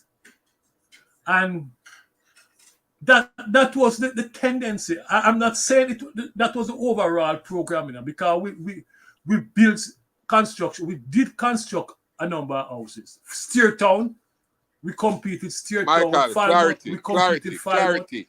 Was these elements Brigadista? Was these elements Brigadista are just lumpen una? Brigadista I'm talking about. Eh? Lumpen Brigadista. Lumpen Brigadista. Brigadista. Brigad. Yes. So all systems have lumpen in it who want to collect. So the majority of the program built. Mikey, I want you to state, Mikey, I want you to state the positive in it. The places that the amount of housing scheme that was built under the program. Yeah, Mikey, go ahead. What I want to say is, when we look at Michael Manley, we have to see him for who he is. Just like us, when we look at ourselves, we have to evaluate ourselves for who we are. It is true. Equally, it is true that he did some negative things. And I point to one, the Suppression of Crime Act, because that decision to impose that, the result of it was a violation of people's rights, socialization of police in a certain way, the hard policing, and that hard policing developed over the years and is now entrenched in the Jamaican Constabulary Force. They can't do no other form of policing other than the hard policing. And that came from the Suppression of Crime Act. You know, a policeman could just walk and pick you up and take you, put you in there and say, know what? This, well, if you don't understand the Suppression of Crime Act, I would ask you to go and read that report. Because the Jamaican police between 1970 up to 1980, they knew nothing else but the Suppression of Crime Act, out to the hard policing. And that was a major problem. Hard policing was from Joe Williams' the days. result of that is the position right now. What we call Burry Boys. Hard policing was from that period. Yes. From Burry Boy days, from Joe Williams. Excuse me. Man, Mikey. What Wesley what Wesley saying is so true. Hard policing start from the days when Joe Williams used to say all the man wearing a khaki boot going to the line here. When him go to the dance them, him say all the man wearing a khaki boot going to the line there. When basically them started out to jump out and jump in, the Burry Boys and so on and so forth. Wesley is right. Hard police is not the advent of Michael Manley Suppression of Crime Act and the building at the Red House up camp in terms of the gun court law. So it's not totally true. And we must not forget that in terms of hard policing, what is not totally true? That it start from the Suppression of Crime Act. What is not totally true? What is not totally true? That's what I'm asking. What is not totally true? Hard policing not start from Joe Williams and from them days in a trench town, where him used to line up man in all the man them wearing a Clarks or in a khaki boot must go in a one line. Joe Williams can leave us, all of them things. I grew up in Jonestown. The abuse of ordinary Jamaican and them little youth where you see in a dance. It starts from in the 60s, my brother. From the 60s, I grew up as a little boy in Jonestown in the youth club and I deal with community work. Hello. S90 squad and those gentlemen, the point I'm making, the point I'm making is that the Suppression of Crime Act that the People's National Party implemented, that gave police more power than what Joe Williams was doing. That was on a national scale. Joe Williams' activity was specific to an area, a Kingston. The Suppression of Crime Act was a national program. Okay? And with that, the police don't know how to do other method. They don't know. All they know is just the hard policing. I'm not saying that Joe Williams wasn't involved, but and that sort of it was individual. But the Suppression of Crime Act, with the Suppression of Crime Act, came a national effort. That's what I'm saying, and I think that was a mistake on the part of Michael Manley. The original point I was making also.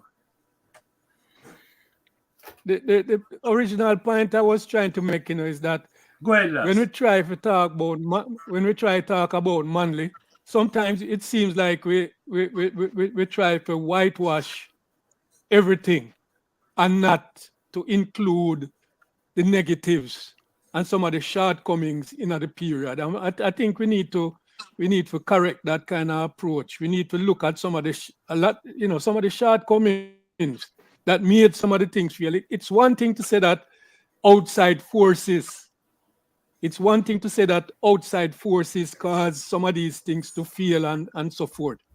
But some of the programs that could have done much better and some which failed were directly related to the strategies of implementation right? And the partisanship that was, that went along with some of these programs. That's all I'm trying And to and and point last, out. I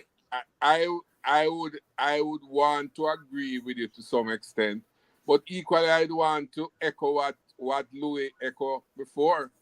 That basically, yes, we can look at like in everything in life, you will find eras in terms of shortcomings, eras where you might have error and make a few mistakes. But what characterized Michael Manley regime from 72 to 79 in the main and the bulk of those programs was programs that help ordinary Jamaicans and in terms of development of the We have no, country, right? that's not in And not dispute. only That's not in ordinary dispute. We Jamaican, agree but on that. We mm, agree on that, Rupi. We agree on that. That the majority of the programs, we agree on that. That the majority of the programs took the Jamaican working people to a different level. Right? We mm, totally agree on that. All I am saying is that we also need to recognize, right, some of the feelings, right, and why. And some of the feelings that I see was the partisanship in some of the programs, right? That's mhm, all I'm saying. mm. There's no doubt about the contributions. We agree on the contribution, and we spoke about the contribution all through the program, through this program, right? But while we talk about the good, right, progressive, we also have to talk about those things that contributed to the feelings of some of the programs, right? We're not trying to take away anything from Manley's contribution, right? Because these programs that we're talking about, these were magnificent programs. I'm not saying that these programs were not good programs. These were magnificent programs, but I don't think they got the kind of they reached the kind of success that they could have reached if there wasn't so much partisanship in them. You understand? Because Wesley is talking about, oh, labor right was on the Brigadista program. Of course, you might expect one and two labor right might go through, right? But me no, Wesley, you know that I applied to the program, and I was at School of Agriculture, and I'm talking from experience what the grilling that I went through. I'm not talking because somebody told me. I was there, right? I was there, right? At the time when the program started, I was living between Tower Hill and Maxfield, right? And I gave my Maxfield address, but in them times I wasn't so integrated in the Maxfield political Once you set atmosphere. a So while, I never know the dance. I no, I never gave them that, but I'm just saying I never know the main man them in the Maxfield space at the time. And when we do at School of Agriculture, these were the questions. These were the questions that I was being asked. You know this man, you know that man there. Oh, you I, I, understand? I, And I, eventually I was cut from the program. So it's I not. don't. I'm not trying to belittle the thing. All right, So I'm but I talking from don't think I experience, don't Wesley. think we should spend the rest of time though, Michael, in terms of just laboring and harping. no, And I think I think your point you no, make, I think last, I think we take the point that there's definitely avenue and eras where we can make fraternal criticism, but certainly, um, let us continue, and I would want us to end on the note of the contribution and the positive. Louis raised one important thing, which I'm glad that hear him raise it, is the fact that Michael Manley social being and in political thinking change when he resumed in 89. And that period from 89 to 92 when he resigned and passed the baton to PJ was a total different Michael Manley. And I don't think it's only the continuation of the regime under Eddie Seago. But I think I use the term a change in him social being. I mean, him marry his best friend wife, which was basically to a Caucasian, right? Him as Louis said, brethren from Chulani write the letter that did not join him. Him changed from the dashiki and the suit. the tie and the jacket and just a lot of transformation back to in class to That some was not extent. surprising. That was not That was not surprising. surprising, Rupi, because after the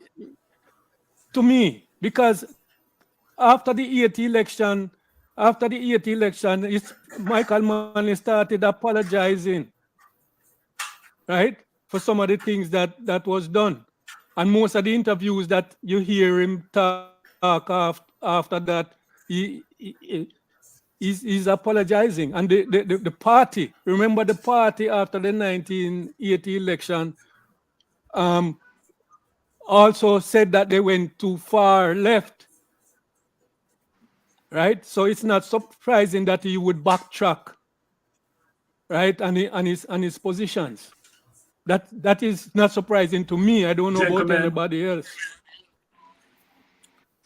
Gentlemen, we've been going at this thing 2 hours and 16 minutes now. And we have to bring a close to this discussion. I want to thank Brother Louis for his contribution. Michael Manley is a very controversial topic. And I don't think you're going to get everybody in Jamaica to agree on the strength and weaknesses of Michael Manley. I just want to say that there are other areas of Michael Manley's life that we haven't touched on. We just briefly touch on it, but Rupi making a remark about him marrying to his best friend wife. There's a whole story behind that sort of, Michael Manley womanization and all of that stuff. Yeah, I will not go in there. So, brothers, I want to thank you all for today. I think the listeners will learn something. And we're going to do it again. We're going to continue this debate as we look at the People's National Party getting ready for the election that is coming up sometime next year. The other topic we haven't touched on today, like the DPP and the Constitutional Court and all of that stuff. But that is for another day. Okay? So, again, thank you very much, brothers and sisters. Listeners, I want to ask and in fact urge you to like, subscribe, and share this channel with your friends. This is a channel where we don't quarrel, we don't force no one, and everyone is entitled to his own view. That doesn't mean that this channel endorses the views shared here. It is your responsibility. And on that note, I'll see you all next Sunday at this time. Again, thank you very much, my brother. All right, take care. Rupi, Yeah, take man. care. Yeah. All right. Bye-bye. Respect. Respect, everybody. Next week.